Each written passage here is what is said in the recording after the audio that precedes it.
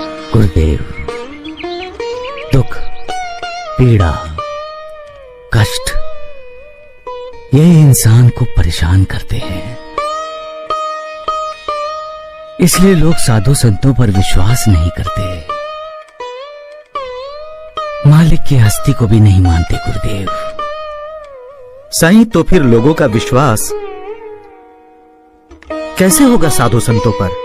साधु संतों का चरित्र देखकर उनकी कथनी और करनी में कोई अंतर तो नहीं, ये जानकर इतना काफी है? नहीं गुरुदेव, लोग भोले हैं, निष्पाप हैं। कभी कभी उनके लिए चमत्कार करना ही पड़ता है, क्योंकि चमत्कार के बिना नमस्कार नहीं मिलता गुरुदेव। साईं, कलयुग है, कलयुग है ये। इस कलयुग में मालिक के अस्तित्व का साक्षात कराने के लिए मालिक के बंदों को चमत्कार करना ही पड़ता है। इस कलयुग में इंसान ने अपने दिल के दरवाजे बंद कर दिए हैं। किसी का किसी पर विश्वास नहीं रहा है। आंखें होकर भी इंसान अंधा हो चुका है। सच और झूठ में जो फर्क है वो ना देख सकता है और ना जान सकता है। वो शैतान को अपना हितैषी मानता है और अपने सामने खड़े भगवान को पहचान भी नहीं पाता। मैं जानता हूं मालिक कि मुझे सबके दिल में श्रद्धा जगानी है, आस्था और भक्ति के दीप जलाने हैं, विश्वास को श्वास देना है, ताकि दिन पर दिन नास्तिक बनने वाले ये इंसान आस्तिक बन सके, तुम्हारी भक्ति करें। जब इंसान कोई दुखदाई समाचार सुनता है तब भी ऐसा ही लगता है उसे कि आसमान उस पर टूटकर गिर गया है। आसमान के टूटने का मतलब ही है इंसान के जीवन में प्रलय मच जाना, उसके भविष्य को आग लग जाना, उसकी खुशियां बर्बाद हो जाना, उसका विश्वास डूब जाना।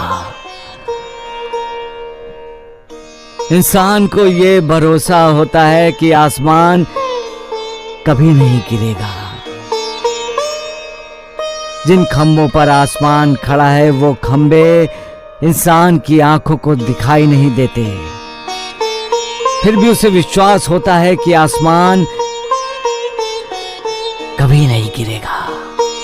लेकिन जब उसे लगता है कि आसमान गिर गया, यानी मालिक की उस पर कृपा नहीं रही,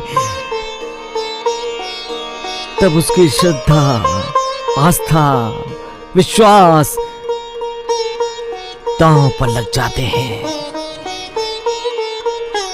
ऐसे समय पर इंसान भूल जाता है कि मालिक रहीम है, रहम दिल है।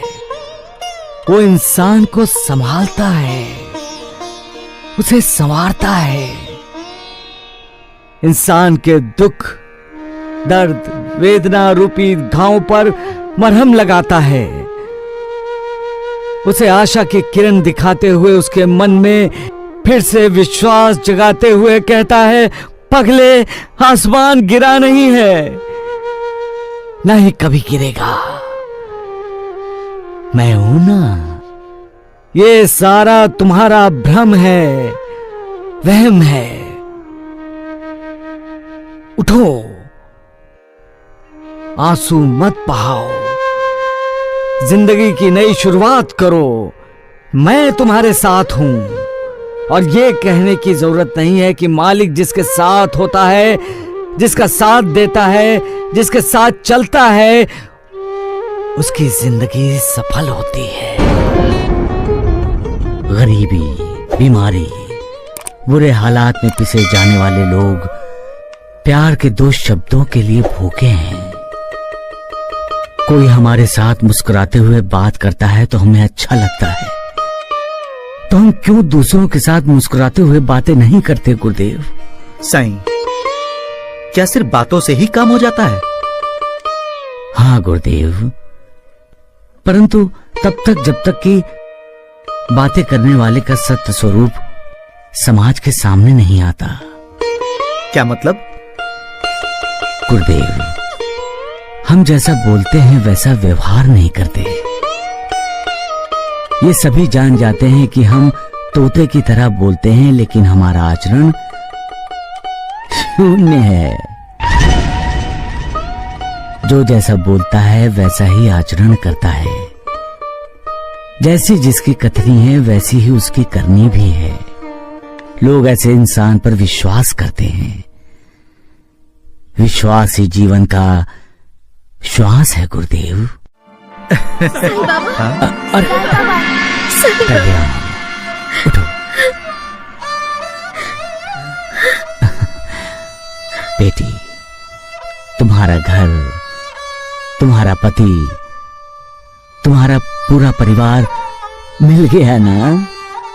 साईं बाबा, आप जैसे पिता जब मुझ जैसी बेटी की इतनी रक्षा करते हैं, तो बेटी को क्या है जो नहीं मिल सकता साईं बाबा?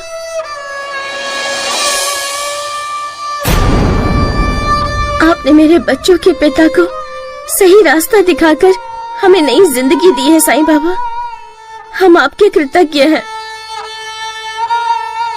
मुझे मेरे पति मिले, बच्चों को उनके पिता मिले। अब हमें कुछ नहीं चाहिए साईं बाबा। हम सब मिलकर अपने घर को स्वर्ग बनाएंगे। तथास्तु। मुझे माफ कर दीजिए बाबा, मुझे माफ कर दीजिए। शराब के अधीन होकर मैंने अपने परिवार को बहुत तकलीफ दी है बाबा, और आपका भी अपमान किया है बाबा। अब मैं कभी शराब को हाथ नहीं लगाऊंगा बाबा, और अपने बच्चों को, मैं अपने बच्चों को प्यार दूंगा और अपनी पत्नी को प्यार दूंगा, और आपका सदा कृतज्ञ रहूंगा बाबा, सदा कृतज्ञ रहूंगा। मेरा नहीं, मालिक का। आप ही हमारे मालिक हो बाबा, आप ही हमारे मालिक हो। वाह साईं वाह, अभी अभी तुम चमत्कार की बातें कर रहे थे और तुमने चमत्कार कर दिखाया। लेकिन साईं, ये एक बात मेरी समझ में नहीं आई कि ये शराबी एक रात में बदल कैसे गया? कल रात साईं बाबा ने इन्हें बहुत मारा। जब मैंने शराब ना पीने की कसम खाई, तब साईं बाबा ने मुझे छोड़ा।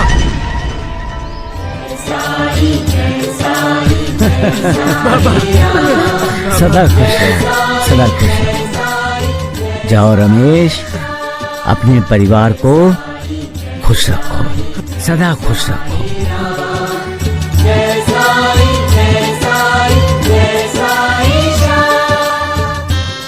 कल रात तो तुम मेरे पास थे, मेरे घर में थे, तो उस शराबी के घर कब गए हैं?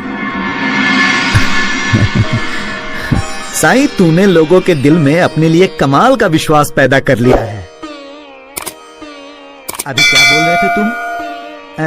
हाँ, विश्वास ही जीवन का श्वास है ना? है ना? सबका मालिक एक।